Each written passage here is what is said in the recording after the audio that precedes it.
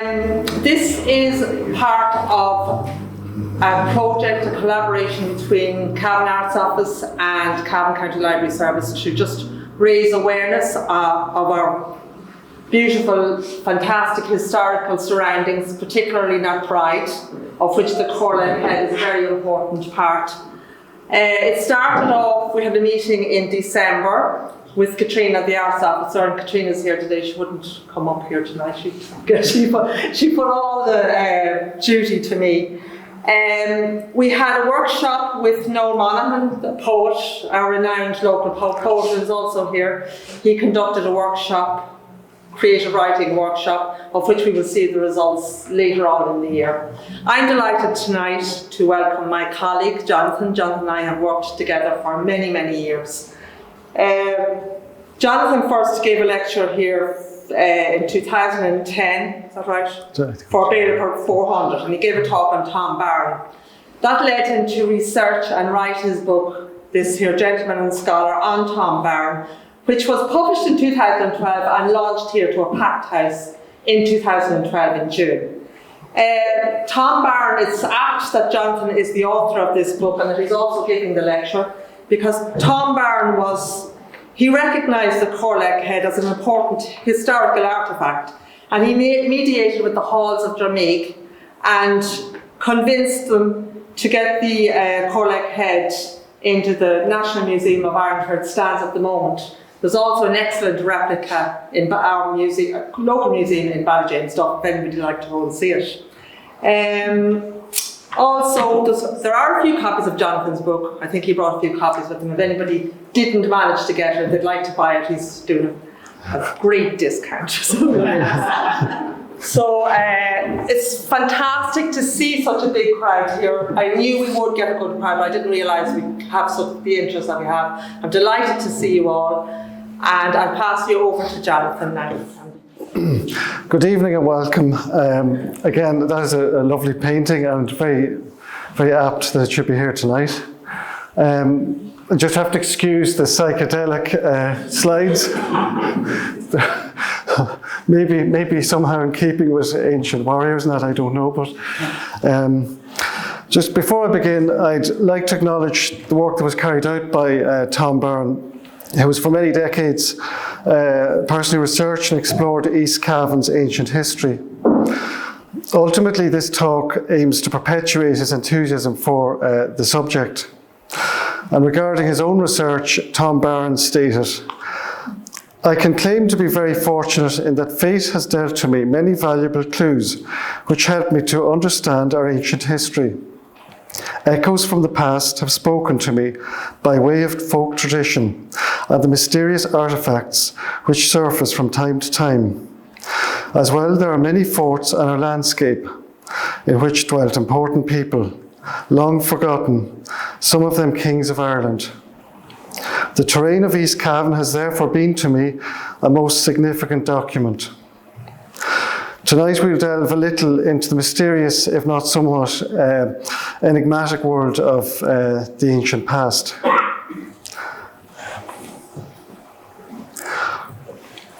The Corleck Head, of which we'll be speaking, is a fine example of an early Iron Age Celtic tricephalus. We'll now take a brief look at the Celts, and although I suppose they were a nomadic people, the Celts may be viewed as an important civilization that hailed from Central Europe, and their name was based on their spoken language. And the map, I know it's a bit wobbly, but the Central Europe, 400 BC, the Celts spread out to the Britannic Isles of Ireland and Britain, 500 BC, and into Iberia, 600 BC, which is modern-day Spain. In a European cultural context, Professor George Dumazel spoke of three free classes in Celtic society. They were the Druid, the warrior, and the farmer. Having drawn comparisons with the with the caste system of Indian society, the professor noted that the first class was represented by the Druids, who took care of the sacred, dealing with the law, cult, and magic, while ensuring that a king exercised his sovereignty in accordance with the gods.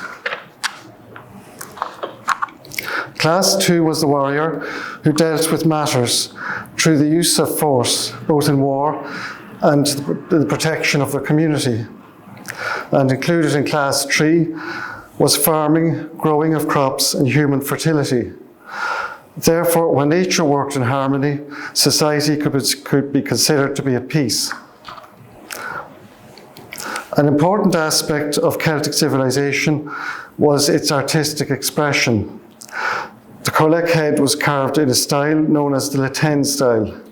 The term was derived from a geographical location called Laten in Switzerland, where in 1857 the Swiss archaeologist Hans Kopp discovered an impressive hoard of Celtic artefacts at Laten on the northeastern shores of Lake Neuchatel.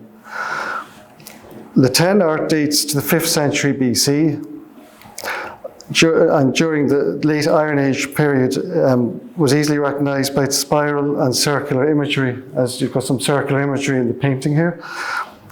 And it was distinctive to the earlier Hallstatt style, which was discovered in 1846 on the west banks of Lake Hallstatt in Austria.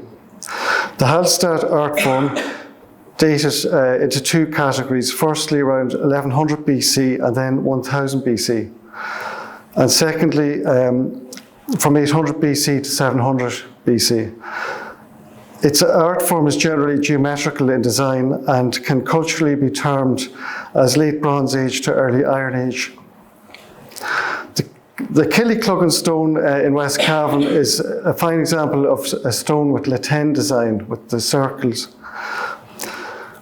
When the Celts encountered Greek and Roman civilizations, they were inevitably exposed to alternative art forms.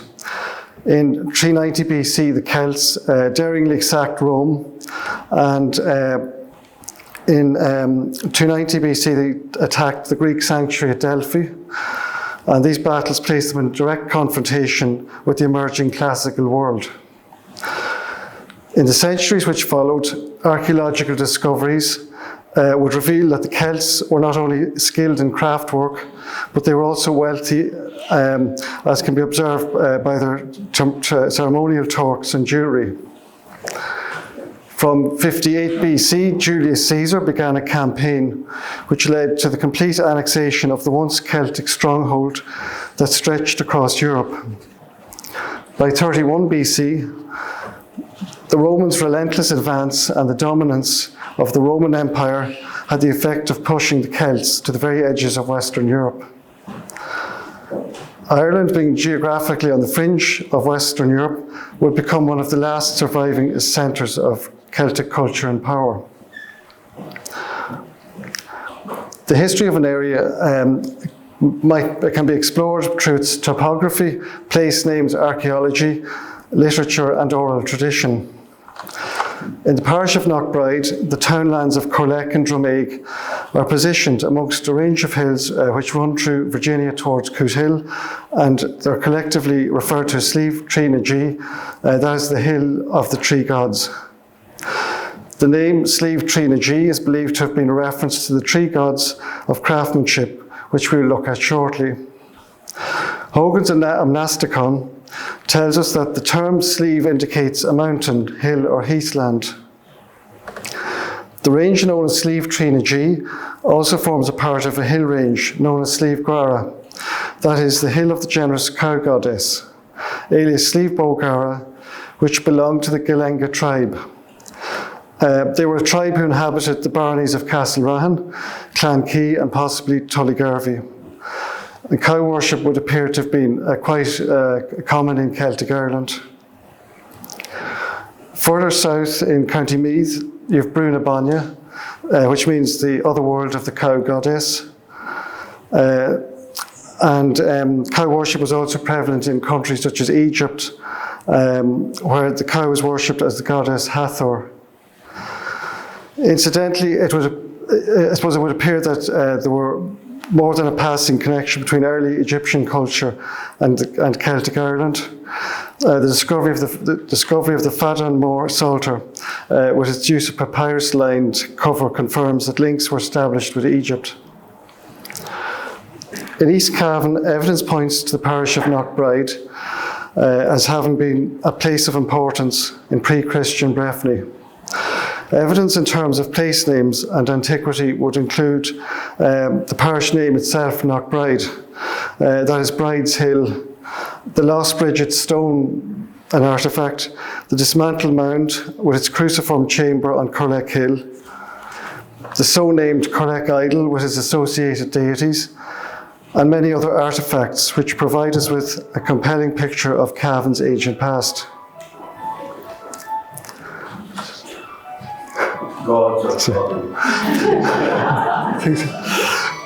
The aforementioned Corleck Hill in Knockbride is situated along the watershed that exists between the Boyne River and the River Erne. On the highest part of Corleck Hill, which in the parish of Knockbride, as I said, there was a large mound with a stone-lined passage, and this led to a cruciform central chamber. Around the aforementioned mound, there had been until 1836 a large circle of flagstones, and there was an outlying stone which had a hole through it. Also, there was an additional embankment 70 yards in diameter which surrounded the mound. Having been completely quarried, the remaining embankment was finally levelled around 1900. This mound with its central chamber was undoubtedly a burial site when we consider similar examples at Knout and Doubt. And it's interesting to mention that a Lunasa festival also took place for many years on Corleck Hill. In 1836, 28 acres of farmland in the neighbouring townland of Dromaig came into the possession of a family by the name of Longmore. The land contained an enclosure, forts, and the remains of some type of ancient castle or cashel. In 1855, James Longmore Jr. began to add an upper level to his house. And during his search for building materials, around the old cashel, to the southern part of the farm, he discovered the so-named Corleck Head and its corresponding Janiform idol, which is on the Dromaig townland. Although retrieved in Dromaig, the three-faced idol was dubbed the Corleck Head. And the reason for this possibly being the idol was displayed on a wall at Corleck School after its initial discovery in 1855. However, a 16th century record suggests that a portion of Dromaig was known as, which was near the cashel, was also called Corlacca, which translates as Corleck. The Longmores later displayed the idols on a purpose-built wall beside their house. And it's interesting to note that the find location of the Corleck Head lies within 12 miles distance of Slieve na Gaelic, that is the Witches' Mountain, alias Lough Crew in County Meath. Lough Crew has one surviving cairn out of a total of 30 that were demolished for building material, and also as a means of expanding farmers' holdings, which was probably a delight to the landlord.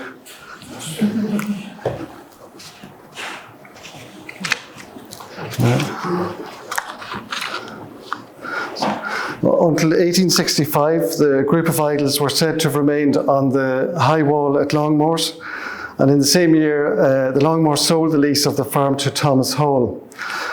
It said that Mr. Hall's sons attempted to separate the idols, and in doing so, they accidentally smashed the ram's head. And the bearded head was later built into a barn at Nelson's farm at Currahee, where it remained until its retrieval in 1969. The Halls placed the head on a pier, the Corleck Head on a pier leading into their farmyard, where it remained for many years. In 1934, Tom Barron recorded that he'd become aware of the Corleck Head, and on assessing the artefact, he reported it to the National Museum of Ireland. Thereby, he was bringing it to the world's attention. In 1935, Tom Byrne interviewed John Riley, an 87-year-old man from Knockbride, who as a child remembered being lifted up to see the group of stone heads on the wall at the school, at Corleck School. And it was about the time they'd been discovered by the farmer. And James Longmore incidentally owned that school. The idols were, as I said, thereafter moved to the front of Longmore's house until it was sold in 1865. And this is the image with the Janiform idol with the curry head, the ram's head, and the Corleck head, which was its three faces. And I'll just come back to it again later. The curry head, it's pierced with sort of a round hole in the ear, and there was a reason possibly for that, but we'll come back to that.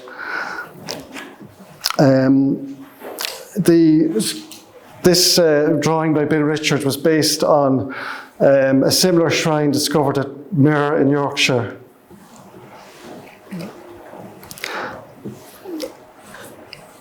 In 1937, through Master Byrne's mediation, the Hall family they permitted the National Museum of Ireland to keep the Corleck Head on permanent loan.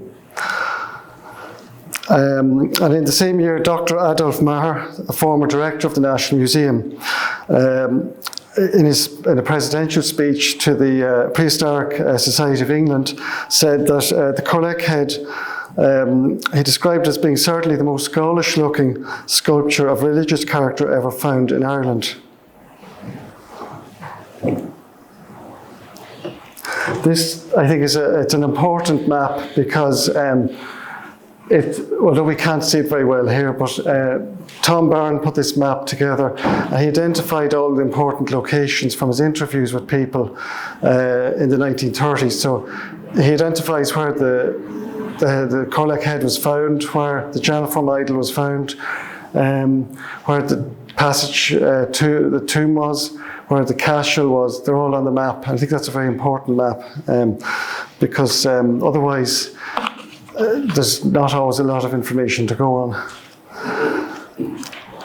In discussing the prominence of the tricephalic idols, A.T. Lucas wrote that three-faced heads are widely distributed over the world, particularly in India, the Near East and Europe. And it seems possible, he said, to date them from about 3000 BC. And in Mohenjo-daro in India, there were particular heads found there, and then up to the modern times. The three-faced heads in Europe would tend to fall into two main groups: a pagan group and of the Romano-Celtic period, and a Christian group dating from the Roman down to late medieval times, but chiefly to the Romanesque and Gothic periods. Tricephalic divinities appear to have been popular with the Celts and also to some extent with the Romans, while the Christian version generally was intended as a representation of the Trinity, was a practice that was not encouraged by the Church. Three-faced heads, which have been designated as pagan in character, have been unearthed mainly in the following locations: the rivers Marne and Ossai in the northeast of France and in Belgium, the Rhone Valley in the southeast of France, in Denmark, and also in Great Britain and Ireland.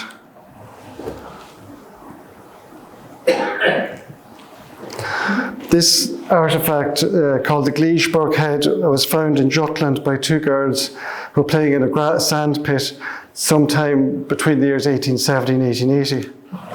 And in 1955, a historian by the name of Knud Hogsborough Ostergaard, a Danish historian, wrote a paper on the Gleesburg Head, which he drew references to the Corleck Head. In Celtic society, the human head was perceived as being preeminent, a symbol of divinity and supernatural power. And in Bronze Age Europe, heads were viewed as sun symbols, while the carved head was symbolic of the whole warrior. At Entremont in Provence, there's a lintel dating to the 3rd or 2nd century AD, which contained a carved human head, while the lintel also has two empty niches, which more than likely held embalmed human heads. Indeed, 20 decapitated human skulls were located at the Entremont site, and amongst the numerous stone carvings found at the site were 6 carved heads which contained a large hand grabbing the top of the head. A statue of the Celtic sanctuary of Nove, also located in Provence, depicts a creature gripping a human head. It's got a human head in each paw, while in a somewhat, I suppose, a gruesome manner, it's eating a human hand. Another Celtic sanctuary at Rocca Pertus, dating to the 4th century BC, had a portico containing decapitated heads. These heads were all male and came from persons that were no more than 40 years of age. And the heads were most likely detached from defeated enemy warriors and retained as war trophies.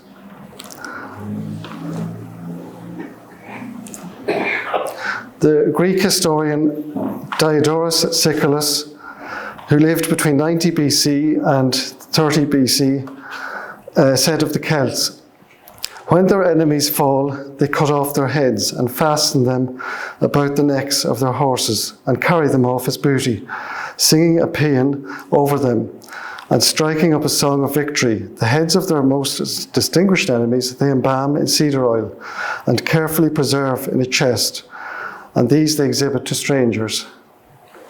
Not the kind of thing you'd want to exhibit to a stranger coming to your house. Helen Hickey notes that the customary removal of an enemy's head would also have been performed in Celtic Ireland. Many theories abound on the Corleck Head itself, and we'll now consider some interpretations as to what the Corleck Head may symbolise.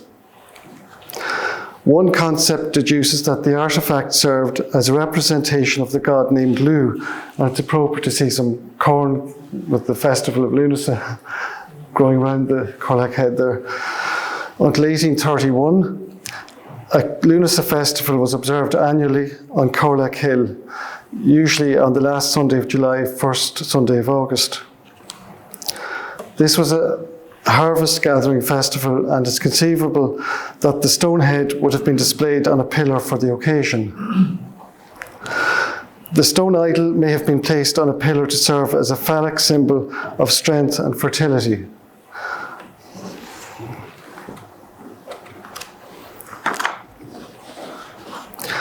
Each of the individual faces on the Corleck idol evoke a certain emotion, and who knows, like they may have been employed in some form of decision making or judgment by the Druids. So you've got a smiling benign face, a neutral face, and an angry face. Yeah.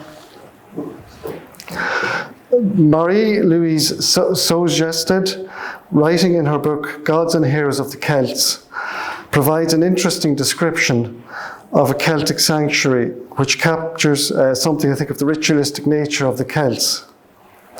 She states, "In the old solitude of the sacred woodland, that the Celtic tribe meets its gods, and its mythical world is a sacred foreshadow, pathless, unbounded, which is inhabited by mysterious powers.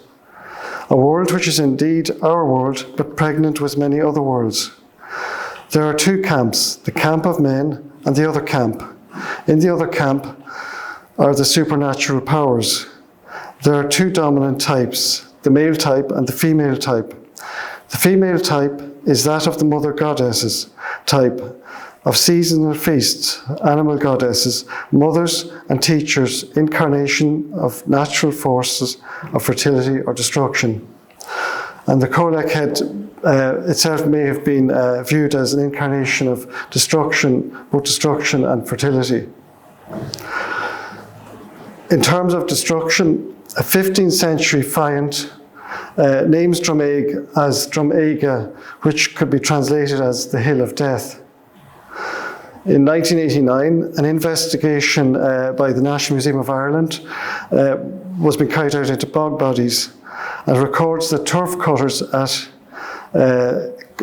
Corleck Bog had discovered the skeleton of a tall man buried alongside a wooden wheel. The bogland at Corleck stretches into Dromague, thus lending credence to Dromague having been at one time a Druidic sanctuary and hill of death. And local mythology speaks of the Druid of Corleck. However, the body, like in this particular instance, it may have been a reburial because bodies usually buried in peat normally don't decompose, they remain in a preserved condition. So on the other hand, if this was a hill of death, then could it be too great a leap of faith to suggest that an act of cannibalism may have taken place? I believe that further archaeological research into that area would prove useful. Bog bodies discovered in Ireland and Europe testify to the Celtic practice of human sacrifice. Irish examples of well-preserved bog bodies include Old Croghan Man from County Offaly and Cloney Cavan Man from County Meath. In the European context, you have Lindo Moss Man from Britain and Tolland Man from Denmark. All of these bog bodies were ritually sacrificed, having received the tripartite death by strangulation with a noose, bludgeoning by a hammer, and this is quite gruesome, and having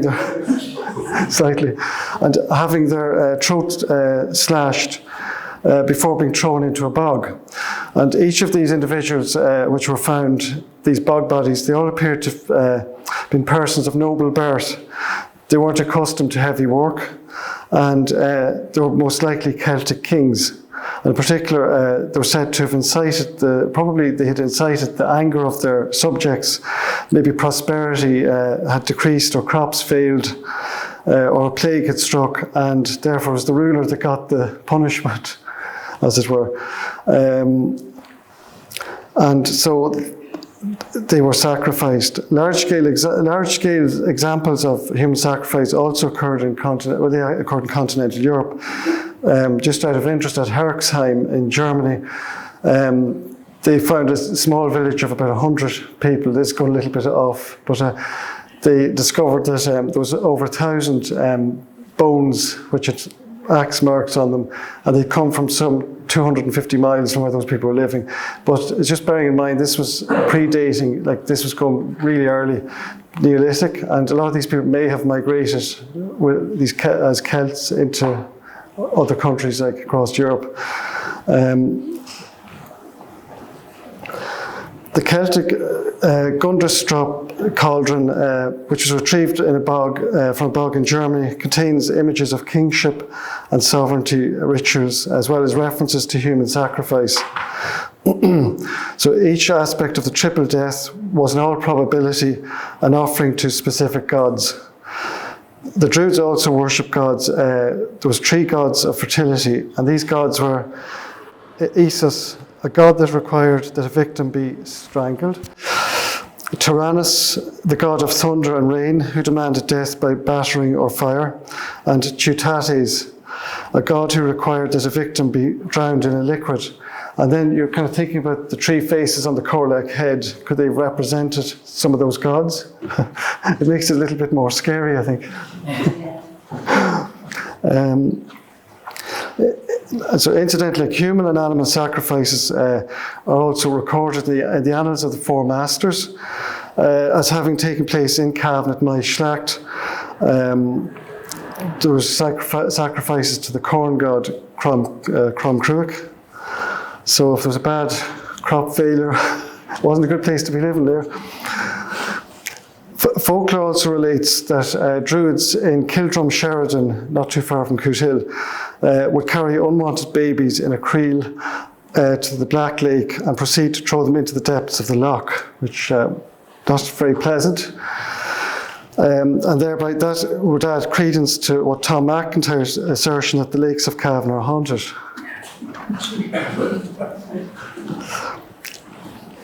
A further reference to death at Dromague is noted in Dara Smith's book, A Guide to Celtic Mythology, where he states that in ancient times Dromague was called Dubcomer in reference to its position as at the confluence of the Blackwater tributary and the Boyne.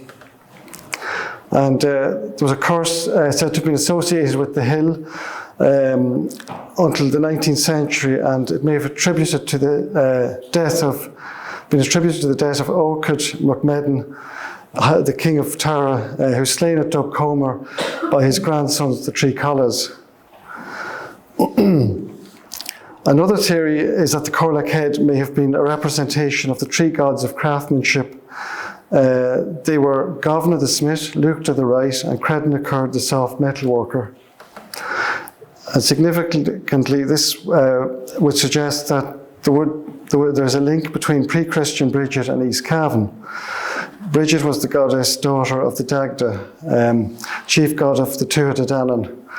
And in mythology, Bridget is recorded as having been mother of the aforementioned three gods of craftsmanship.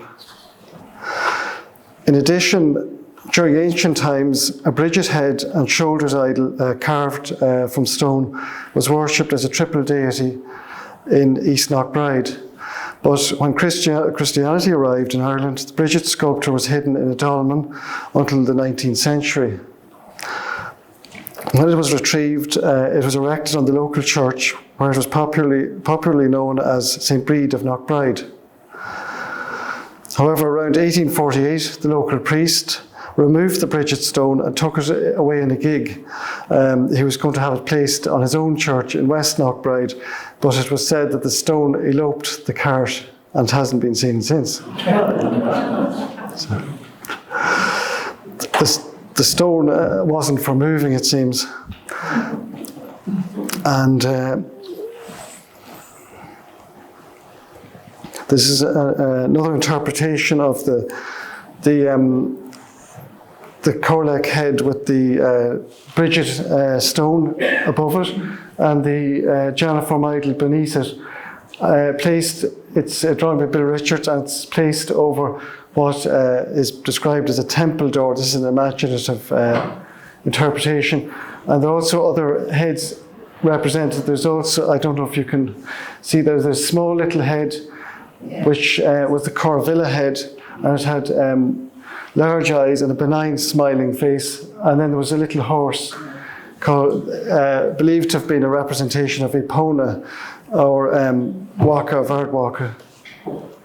And that's that there. Are some of these missing now? Yes, I think the Corleck Head is in the museum, but the little horse, that's missing. Tom Byrne, I said he had a stone horse in his house as a child. That went missing.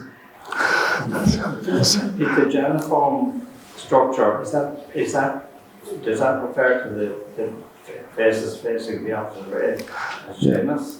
Yes, yeah, yes.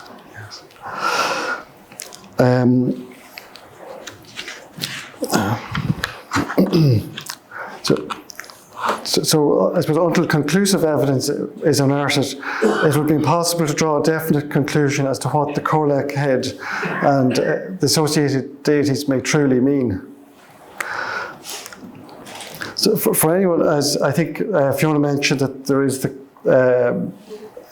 a replica in the museum, and it's well worth going to see, so that if you're not, or if you're in Dublin, call into the National Museum.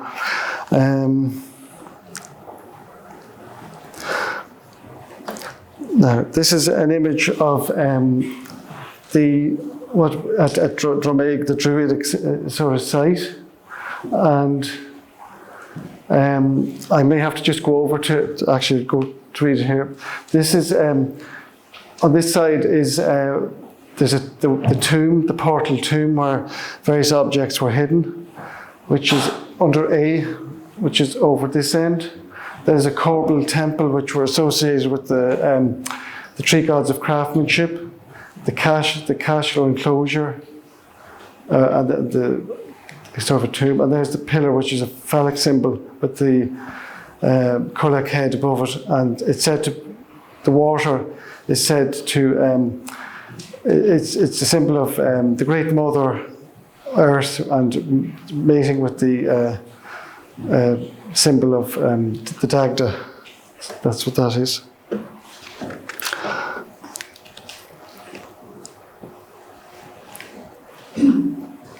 And we're just returning to this image again, and the Corleck Head on the end here, with the face and the beard and the hole in the ears. We'll just see what that's about in a moment now. Dr. Anne Ross, she was an expert in the field of Celtic studies and the author of The Pagan Celts. She described the rammed horned idol as being a representation of both war and fertility in Celtic mythology. The ram, although a less significant god, was also worshipped in both Africa and Egyptian cultures. The smiling bearded head, as we said, referred to as the Corleck Head, may be, as Tom Barnes suggested, connected to the god called Cernunnos. Cernunnos was an ancient god of the Celts, of whom Conal Carnac was possibly an incarnation. Conal Carnac is said to have been buried at Ballyheedy near Maeshlacht in West Cavan.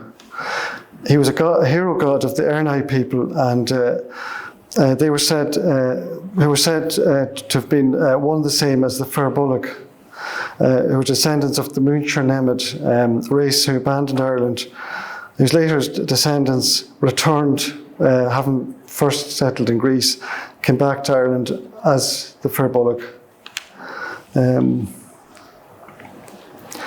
This is an image of the god Cernunnos. The god Cernunnos bore antler horns, and he was considered to have been a protector of nature and a master hunter. To the Druids, he was the god of the underworld and the astral plane. And the Corleck Head, the small hole, possibly you could put it like a small branch or something into the hole, would look like an antler. He's the continental Celtic lord of animals, and his name meant the horned one. Cernunnos was one of the major gods which the Celts worshipped, and representations of him can be found right throughout Europe. And there's another hypothesis which says that the two-headed Janiform with the Corleck Head on one side and the ram's head to the other may have actually been a representation of Moon Rower or Fatnik, which can invariably be a two-headed or three-headed god or deity of the Mogdornai tribe. The Mogdornai are associated with the barony of Cremorne in County Monaghan. He was called Fatnik because it says idol. It had to be thick enough to hold the various heads. It could hold up to 3 heads. However, in Cavan, an ancient name for Loch Ramor at Virginia was Loch Moonrower. Therefore, it's feasible that the Mogdornai had occupied the territory of East Cavan.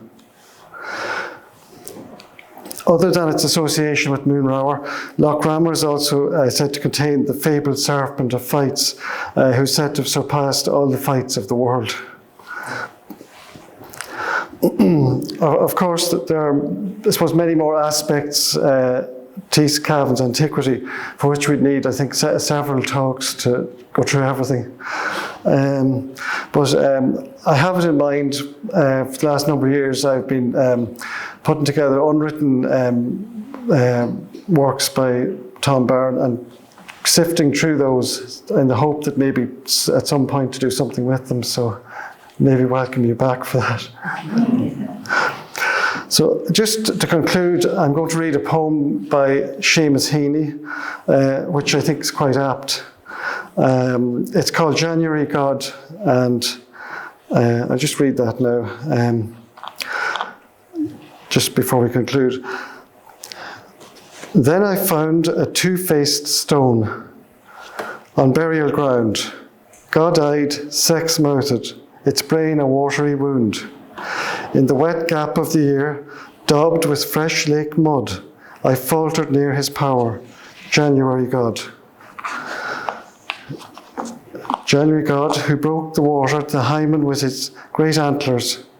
There rained upon each ghost tine his familiars, the mothering earth, the stones taken by each wave, the fleshly aftergrass, the bones subsoil in each grave.